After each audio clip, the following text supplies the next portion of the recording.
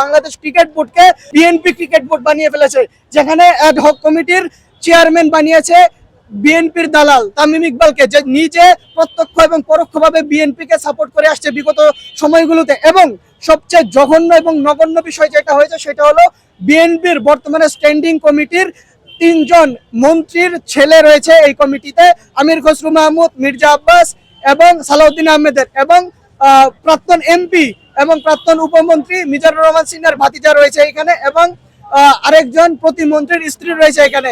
তারা এই কাজটার মাধ্যমে তারা জাতির কাছে আবারও প্রমাণ করলো যে তারা ক্ষমতায় এসে সমস্ত স্বায়ত্ত শাসিত প্রতিষ্ঠানগুলোকে তারা নিজেদের দলীয়করণ করতে ব্যস্ত হয়ে পড়েছে।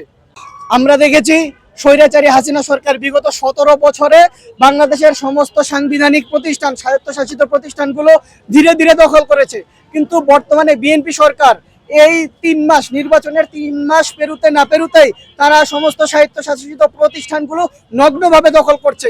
যেইভাবে দেখেছি আমরা বিভিন্ন বিশ্ববিদ্যালয়গুলোতে ভিসি নিয়োগ দিয়েছে তাদের দলীয় ব্যক্তিদেরকে, যেভাবে দেখেছি আমরা বাংলাদেশের গভর্নর বানিয়েছে একজন ব্যবসায়ীকে এনে তাদের শুধুমাত্র দলীয় পরিচয়ের কারণে। একইভাবে একটা স্বায়ত্তশাসিত প্রতিষ্ঠান বিসিবি, বাংলাদেশ ক্রিকেট বোর্ডকে তারা বিসিবি মানে বিএনপি ক্রিকেট বোর্ড বানিয়ে ফেলেছে।